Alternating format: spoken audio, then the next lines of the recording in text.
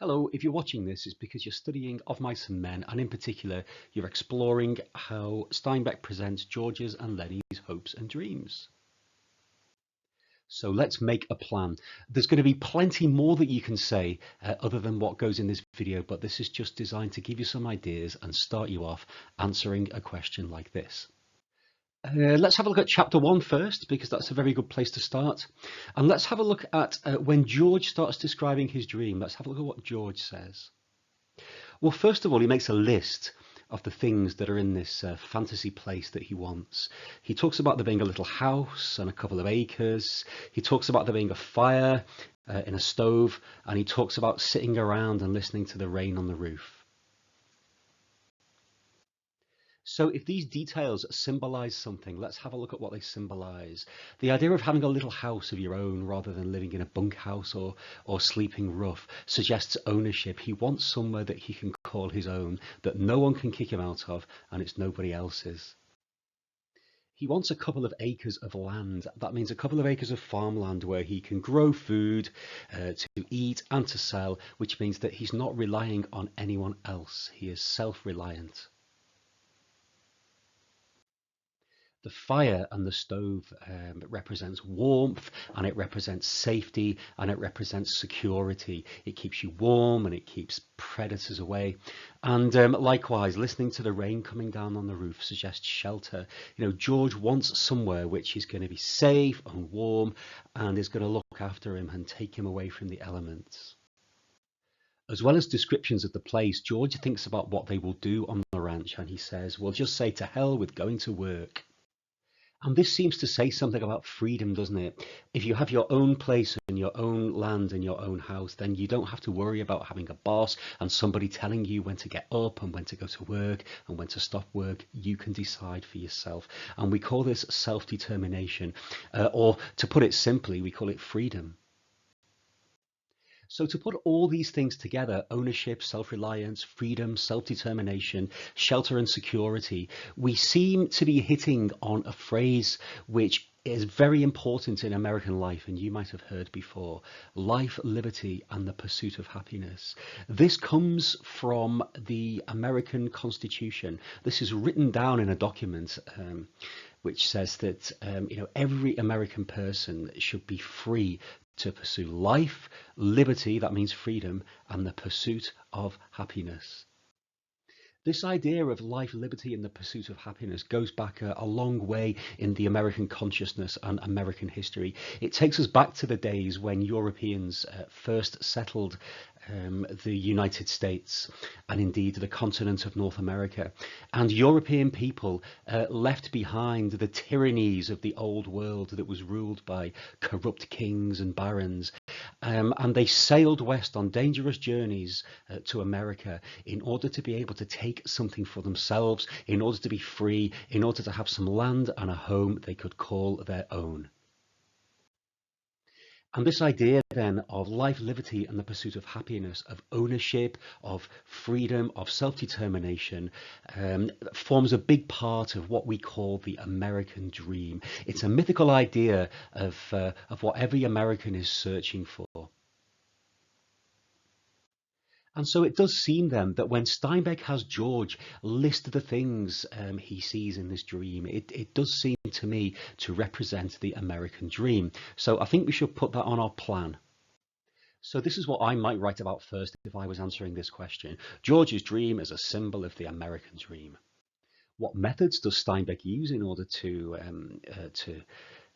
give us this idea? Well, he uses some very simple yet very specific descriptions.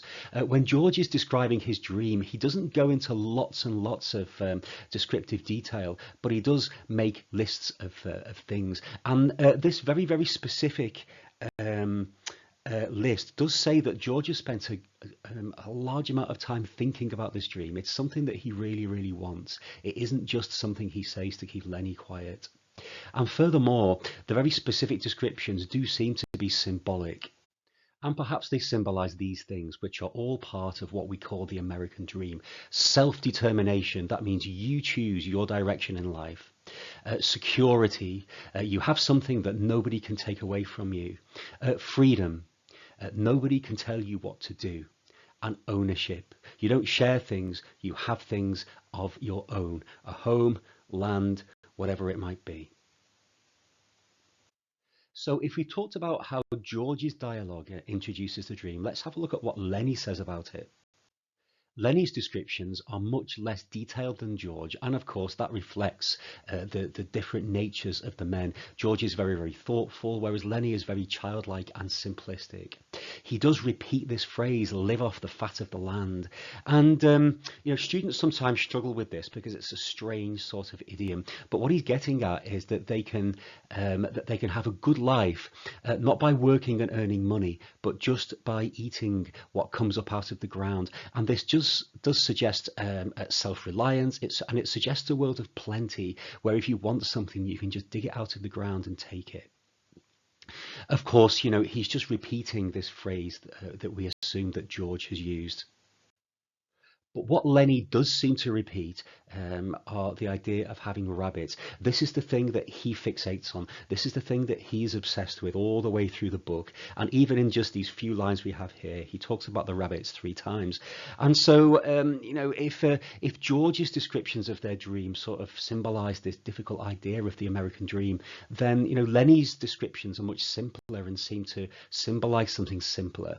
And so think about rabbits or having a pet or a small furry animal. What might that mean? Well, it means simple pleasures. It means love. It means kindness. So let's add that to our plan.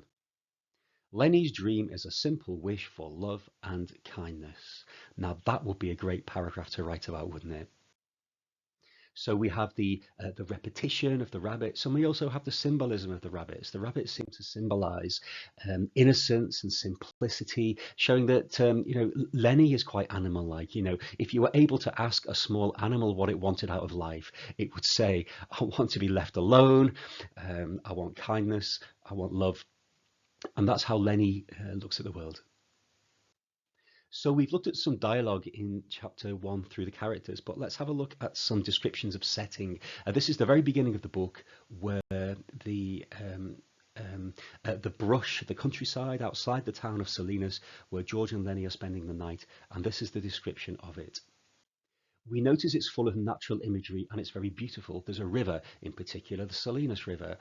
We talk about the water twinkling over the yellow sands in the sunlight. It's very, very beautiful. The golden foothill slopes, the golden light. It's very beautiful, but it also represents something precious and special, doesn't it? There are trees in particular, willows and sycamores, and there are lots and lots of animals. There's lizards and rabbits and raccoons and dogs and deer.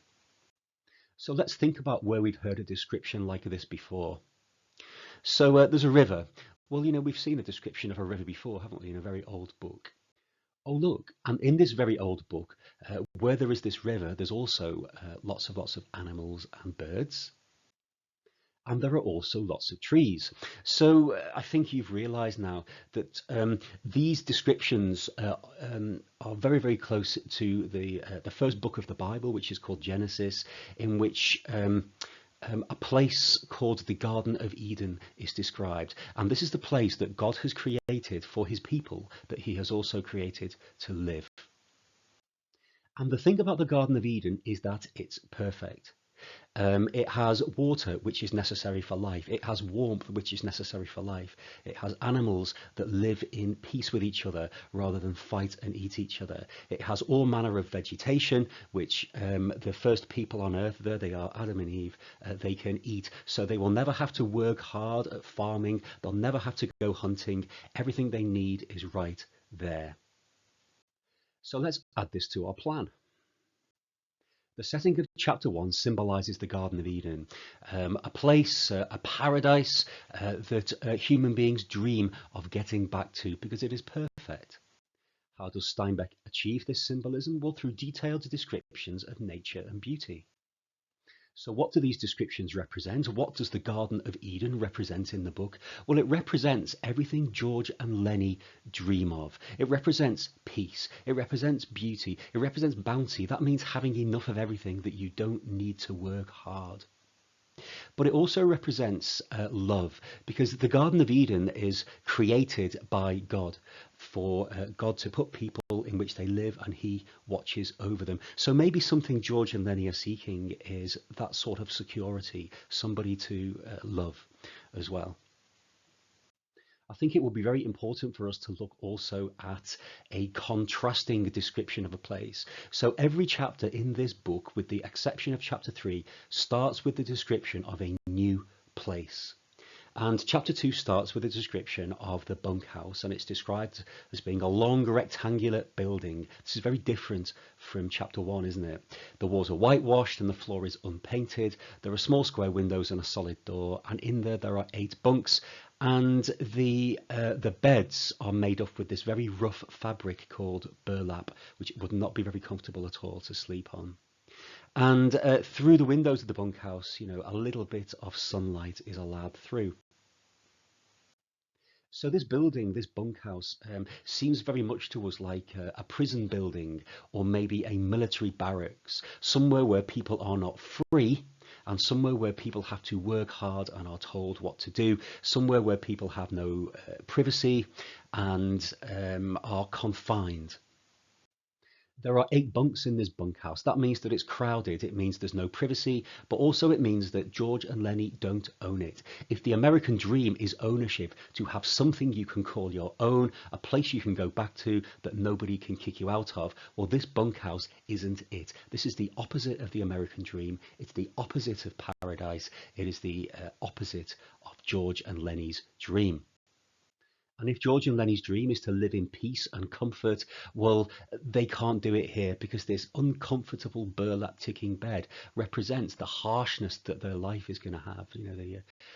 The hard conditions in which they're going to be forced to live until they have their dream met. And so if chapter 1 describes the natural beauty of the Salinas Valley in California and makes it sound like the Garden of Eden in the Bible, well, all that natural beauty is hidden from the men in the bunkhouse. They see a little bit of sunlight coming through the window, but all this beauty, God's glory, is hidden from them in this unpleasant, confined prison. Just in case you're having difficulty picturing what a bunkhouse might look like, it's something like this. And as you can see, it's a very plain, very ugly building, not much light in there. And, thousands, perhaps millions of these went up all over America to house itinerant workers in the Great Depression, or to house soldiers during the Second World War. It was a place where men led a harsh life. So now let's add that to our plan. If chapter 1 is all about George and Lennie's hope of a better life, then chapter 2 seems to pose a threat to that hope, doesn't it? Because instead of this natural free wonderland that they dream of, instead they're being forced to live in this prison in harsh conditions. And so it symbolizes the threat to their dream, the idea that their dream is going to be very, very hard to realize. Just like Steinbeck's descriptions of the Salinas Valley, there's plenty of detailed descriptions, but it's contrasting. Instead of being descriptions of freedom and nature and beauty, it's descriptions of confinement and captivity. So the bunkhouse is the antithesis. That means the opposite of everything George and Lennie dream of. If they dream of freedom, then what they get in the bunkhouse is hard work. If they dream of self-determination, then the bunkhouse represents the lack of privacy, the lack of freedom and agency that they have. If they dream of having somewhere they can call their own, which is secure, then the bunkhouse isn't it. It's a communal place and they don't own it. Okay, I hope you found this useful in getting some ideas down, and good luck in your studies.